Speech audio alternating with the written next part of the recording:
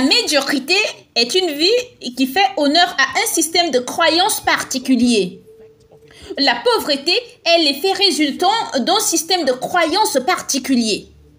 Et le manque d'influence vient en honneur. Toutes ces appellations viennent en honneur. Que ces signes accompagneront ceux qui auront cru. Cela signifie que je n'ai pas besoin d'entrer dans votre esprit pour savoir ce que vous croyez. Je regarde les signes qui vous accompagnent. Parce que la Bible dit que les signes viendront en honneur à ce que vous croyez. Donc, si je vois la pauvreté, l'amertume et la colère, ils viennent en honneur à ce que vous croyez. Vous ne vous en débarrassez pas en disant « laissez-moi ». Vous changez ce que vous croyez et ils changeront. Sommes-nous ensemble?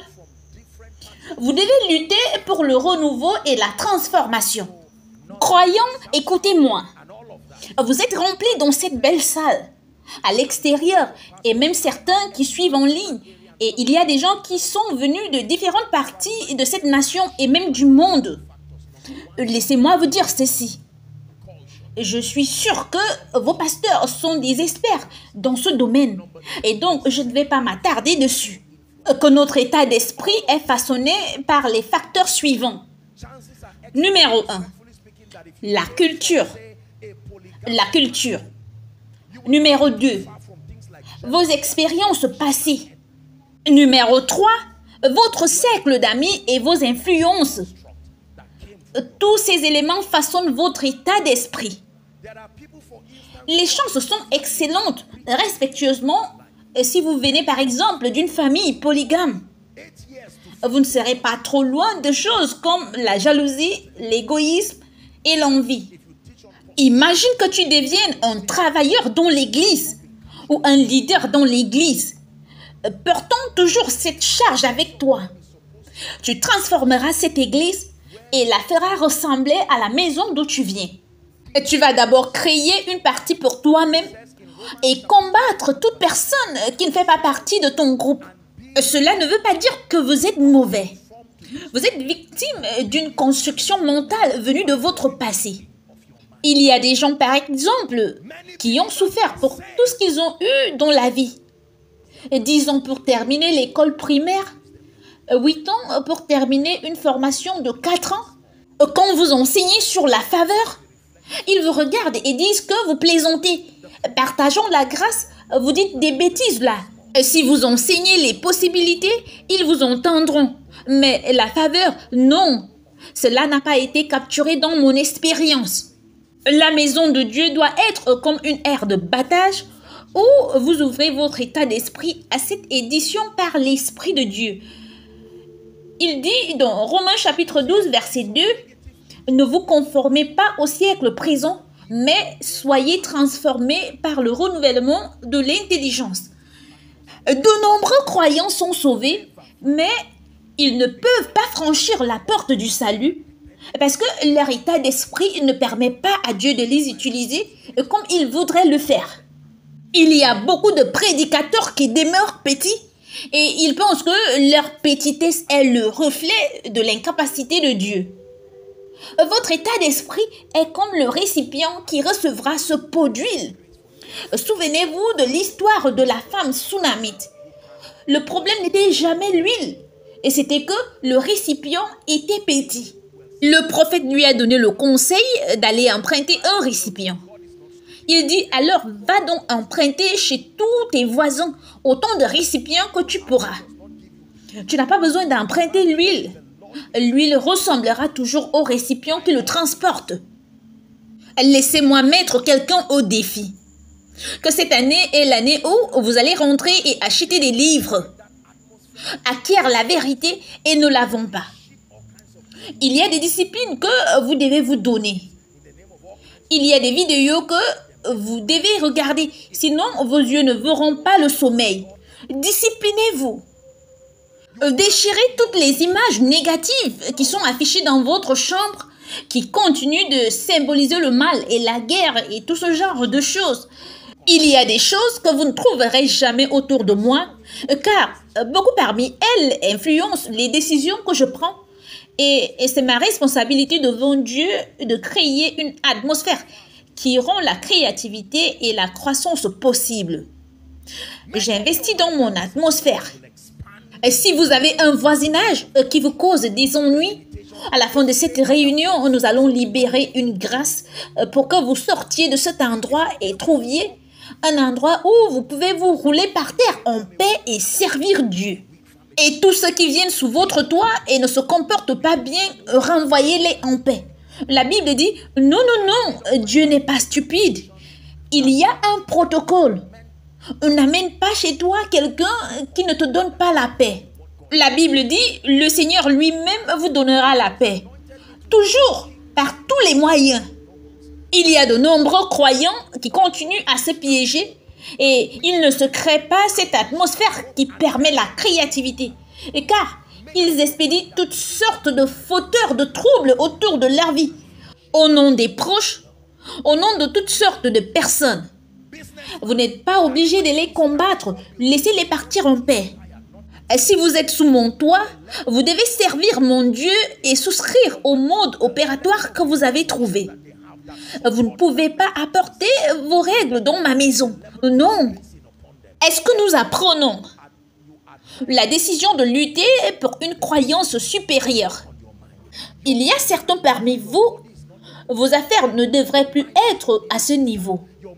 Sauf que vous n'avez pas vu plus loin, parce que aussi loin vous pouvez voir, autant vous pouvez en recevoir.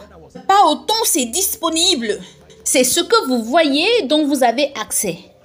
Décide-toi que cette année est l'année où je me développerai au-delà des limites de la culture, au-delà des limites. Ne dites pas que je viens de tel ou tel. Non. Si vous venez d'une famille pauvre, ne faites pas sortir de vous une famille pauvre. Et si vous venez d'une famille faible, ne faites pas sortir de vous une famille faible. Soyez le pont entre l'ancien et le nouveau. J'ai décidé, et c'est une décision que chaque construction mentale dont j'aurai besoin pour me permettre d'exceller au niveau mondial, Dieu a fait sa part en m'appelant, en moignant et en m'accordant l'accès au Saint-Esprit. Il y a une dimension de foi comme engagement que vous croyez en ce que Dieu vous a appelé de faire. S'il m'a ouin pour parler au roi, aux nations et aux nobles, je dois payer le prix pour construire la capacité mentale qui convient à ce royaume. Ne vous asseyez pas là à souhaiter et espérer, souhaiter et espérer et souhaiter et espérer, et puis rester médiocre. Non, décidez-vous que vous ne serez dans aucune atmosphère sur cette terre et aurez honte. Décidez-vous que vous ne serez dans aucune atmosphère sur cette terre et aurez honte. Non, c'est un engagement. Homme d'affaires, que même si tu te tiens devant Bill Gates, tu ne seras qu'inspiré, pas intimidé. Non, non. La différence entre vous et toute personne que vous admirez est en premier lieu le niveau et la qualité des informations dont ils disposent. Deuxièmement, le niveau des relations qu'ils entretiennent, qui soutiennent cette transition mentale. Puis troisièmement, le niveau d'augmentation en eux. Toute personne pour qui vous avez de l'admiration, vous pouvez même les surpasser et si vous êtes prêt à prendre la décision de travailler sur votre cerveau. Votre pensée peut aller là où votre corps n'est pas encore qualifié à aller. Votre pensée n'a pas besoin de visa. Votre pensée peut voyager avec le Saint-Esprit et puiser dans des possibilités infinies. Je me préparais pour le ministère quand j'habitais dans une chambre. N'attendez pas que quelqu'un vienne vous inviter et vous bénisse. À partir de là où vous êtes, levez les yeux. Vous n'avez pas besoin de visa pour lever les yeux. Et maintenant, la technologie l'a fait facile. Avec le confort de votre téléphone, vous pouvez accéder à des documents qui expandent votre pensée. Posez vos mains sur votre tête et déclarez l'expansion. Que cette année, mon esprit se développe. Vous priez pour que votre esprit se développe au nom de Jésus.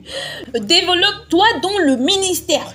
Développe-toi dans les affaires pour le bien de Sa Majesté. Une petite vie médiocre ne fait plus partie de toi. Je prends la décision au nom de Jésus. Pas une décision de canal, pas une décision sensuelle, une décision spirituelle.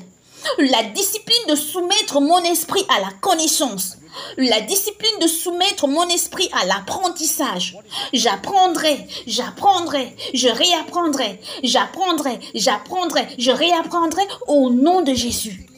Champion local vivant, loin de ma vie. Je suis prêt à atteindre une échelle mondiale au nom de Jésus. Alléluia. Vous voyez? Si vous n'élevez pas votre vie à l'échelle mondiale, vous passerez votre vie dans la douleur, la jalousie, dans la comparaison. Vous voyez? Vous ne verrez jamais d'embouteillage dans les airs. Il y a assez d'espace. Quelle que soit la taille de l'avion, l'embouteillage n'est que lorsque vous êtes sur terre. Élève-toi à un niveau où tout le monde est champion. Ces petites jalousies, ces petites batailles, ces petites pointes de doigts. Il y a un niveau que tu peux atteindre au-dessus de tout cela. Est-ce que vous apprenez? Prenez cette décision aujourd'hui. Apôtre, je n'ai que 10 000. Tu n'as pas besoin de vêtements, va acheter du matériel. Décide-toi qu'il n'y a pas de fausse vie.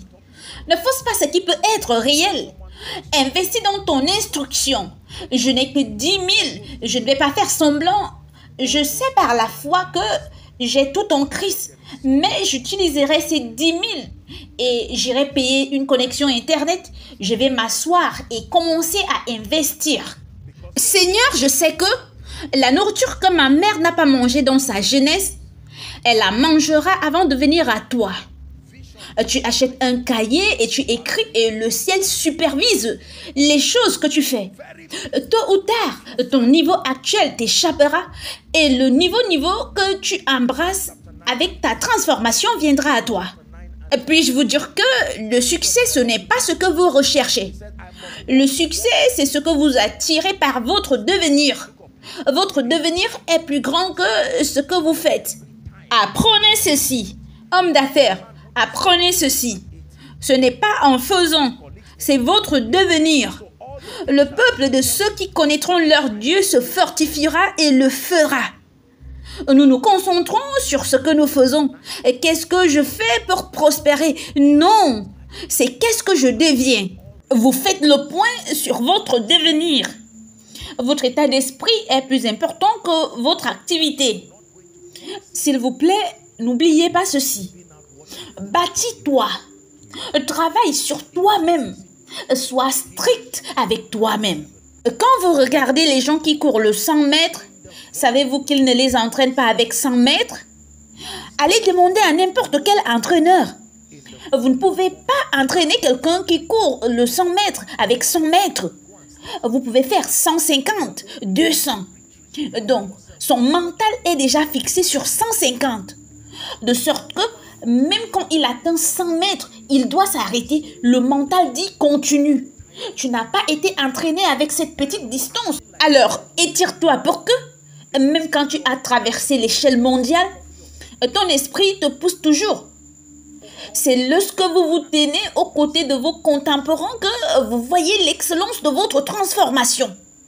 S'il vous plaît, décidez que vous vous débarrasserez de la honte par la diligence. Conduisez la honte loin de votre vie. Numéro 3. Est-ce que vous apprenez? Quelle est la troisième décision que vous devez prendre pour une vie d'excellence? Numéro 3. La décision de découvrir et d'accomplir votre mission. Et ça, c'est la troisième décision du destin que vous devez prendre à cœur. La décision de découvrir et d'accomplir votre mission. Jean chapitre 4, verset 34. Jésus leur dit, ma nourriture, cela signifie ma satisfaction, est de faire la volonté de celui qui m'a envoyé et d'accomplir son œuvre. Le docteur Myles Munroe, de Mémoires bénies, disait toujours que l'endroit le plus riche n'est pas les mines d'or en Afrique du Sud, au Congo et tous ces endroits. Pas même les mines de pétrole au Nigeria et du Moyen-Orient. Que le plus riche endroit est le cimetière, où les rêves n'ont jamais été réalisés. Des livres qui auraient dû être écrits et qui n'ont jamais été écrits. Et son objectif était qu'il meure vide. Et même dans la mort, il a triché la mort. Vous devez vous décider que ça, c'est l'année où vous allez arrêter de vivre une vie sans objectif. Ou quelqu'un vous appelle le matin et vous dit « Frère, quel est le plan d'aujourd'hui ?» Et vous lui dites « Je suis juste assis là » et il vous dit « Est-ce que tu peux venir ?» Et c'est ce qui définit votre journée. Les gens déterminés ont presque besoin de prière pour dormir. Parce qu'il y a quelque chose qui les consume. Il n'y a aucune distraction. Beaucoup d'entre vous ont eu des ennuis à cause de l'oisiveté. Il y a une façon dont vous pouvez être si occupé que même le diable vous attendra. Parce que votre niveau de concentration et de détermination est de telle sorte que rien ne puisse détourner votre concentration. La vision donne à votre vie la concentration. Vous êtes occupé, mais ne faites pas grand-chose. Très occupé. Si vous vous retrouvez en train de faire beaucoup de choses, c'est un signe que vous n'avez pas trouvé votre place dans la vie. Vous devriez être occupé, mais pas en train de faire beaucoup de choses. Est-ce que vous apprenez? Jean chapitre 9, verset 4. Jean chapitre 9, verset 4. Jésus leur dit qu'il faut que je fasse, tandis qu'il est jour, les œuvres de celui qui m'a envoyé. La nuit vient où personne ne peut travailler. Écoutez s'il vous plaît, il y a un timing pour votre mission. Tout moment n'est pas opportun. Imaginez un homme qui découvre sa mission à 80 ans. Il y a de fortes chances que cet homme ne fasse pas grand-chose parce que l'énergie et ses collègues seraient peut-être morts depuis longtemps. Donc, toutes les choses qui soutiennent sa mission ne sont presque pas là. La nuit vient où personne ne peut travailler. Hébreux chapitre 10, verset 7. Alors j'ai dit, voici je viens dans le rouleau du livre. Il est question de moi pour faire, ô Dieu, ta volonté. Quelqu'un après cette conférence de l'église, vous devrez aller et commencer votre propre retraite. 3 jours de retraite, enferme-toi et règle ton destin. Si quelqu'un vous appelle, vous lui dites, s'il te plaît, appelle-moi après 3 jours. Il y a quelque chose que je dois régler, Seigneur. Je suis fatigué d'escorter les gens. Je suis fatigué d'agir comme si je savais où j'allais. Parce que vous voyez, votre honneur est dans la découverte de votre place. Un oiseau ne lutte pas dans les airs. Mais si l'oiseau entre dans la mer, il aura des ennuis. Beaucoup d'entre vous luttent comme si Dieu ne vous avait pas appelé ou béni parce que vous n'avez pas trouvé votre place. La décision de découvrir et remplir votre mission. J'ai décidé que je n'allais pas passer ma vie à faire beaucoup de choses. Que ce à quoi Dieu m'a appelé, je le ferai de tout mon cœur. Alléluia. Écoutez, votre honneur est dans votre appel. Votre prospérité est dans votre appel. Votre pertinence est dans votre appel. Frères et sœurs, l'Esprit de Dieu vous parle. Ce n'est pas juste le prédicateur parlant. Vous vivrez votre vie dans la jalousie, la douleur et la colère. Cet homme était mon camarade de classe. Celui-là était ceci. Et puis quoi? Quand vous trouvez votre place, vous pouvez célébrer les autres car il y a de la sécurité à votre place. Et lorsque vous trouvez des gens qui sont toujours en train de pointer du doigt et de parler toujours négativement des autres, cherchez bien. Ils se promènent dans les couloirs du destin. Ils n'ont pas trouvé leur place. Quand vous voyez d'autres qui célèbrent les autres et peuvent les apprécier, c'est parce qu'ils ont trouvé la sécurité dans leur place.